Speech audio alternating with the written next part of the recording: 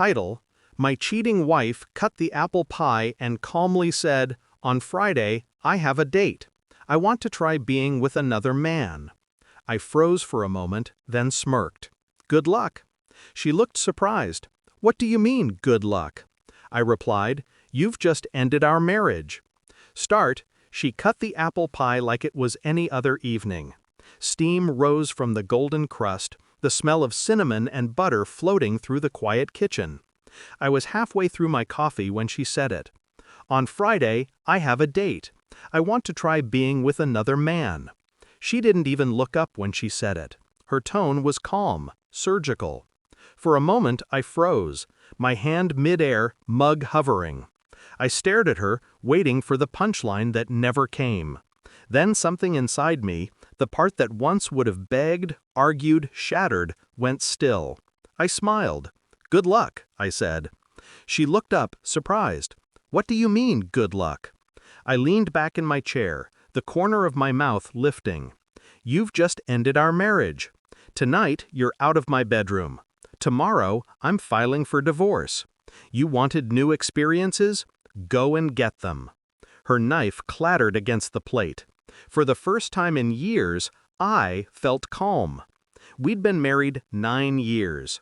9 years of quiet mornings, road trips, inside jokes, all of it built on the illusion of trust. She was my home, my compass, and I thought she felt the same. But looking back, I should have known when the laughter changed, when her phone became her shadow, when late meetings started ending with perfume that wasn't hers. The truth didn't crash into me, it crept. A text preview flashing on her lock screen, "Can't wait to see you again, baby." A hotel charge under a different name. The way she smiled at her phone in the dark. I didn't confront her right away. No, that's what men do when they still believe. I had stopped believing. I started planning. Quietly. Methodically. First, I bought a second phone.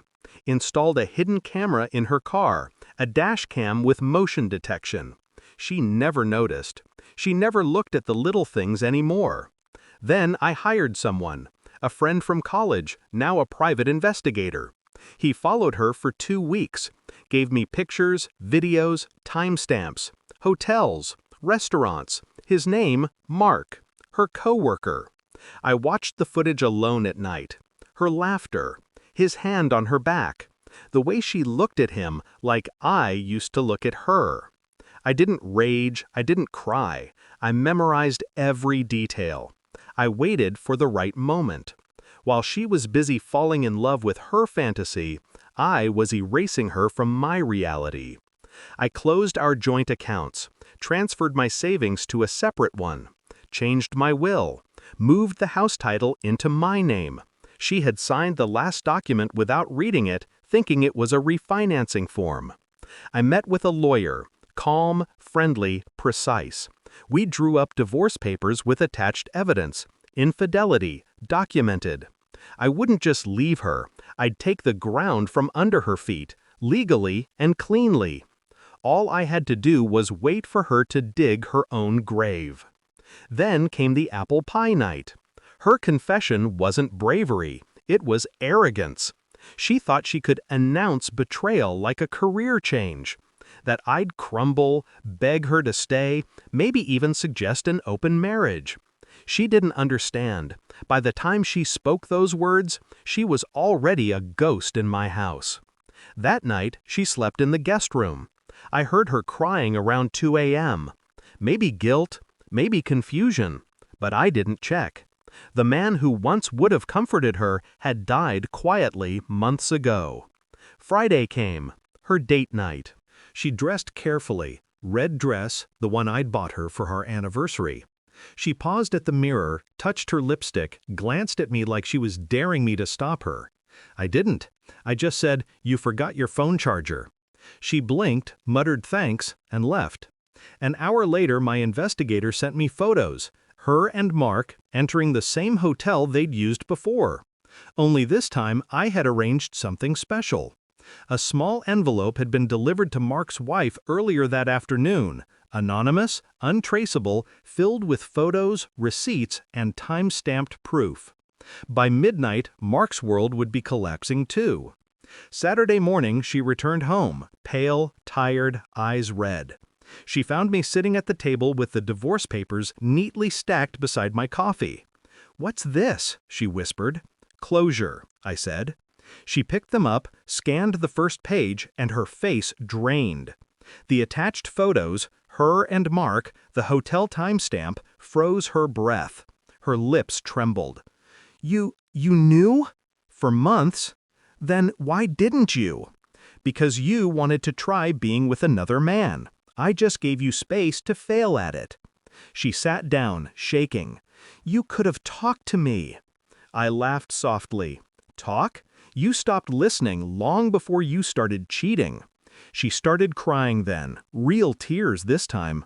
But they didn't move me. They were too late. I slid a pen across the table. "Sign them, Anna." Her hand trembled as she signed.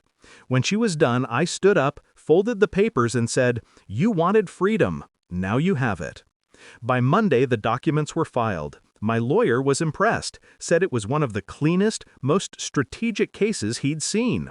No room for contest, no assets lost. She'd walk away with her clothes and her guilt. Mark's wife filed for divorce too. His company suspended him pending an internal ethics review. Poetic symmetry. Weeks passed. Silence replaced her voice in the house. At first it was strange, the quiet, the stillness. Then it became peace. One evening I found myself baking again. Apple pie, the same recipe she'd used. As the crust browned, I realized something. Revenge hadn't been loud. It hadn't been cruel. It was precise, deliberate, and final. I didn't need to destroy her. I just needed her to see herself without excuses, without safety nets. She texted once, "I miss us." I replied, "You miss the man who forgave everything. He's gone." Now, when people ask why I'm always calm, I tell them because I've already lived through the worst kind of betrayal. And I walked out of it smiling. I think about that night sometimes, her slicing the pie, declaring her intentions like it was bravery. She thought she was rewriting our story, but she forgot I was still holding the pen, and I wrote the ending myself.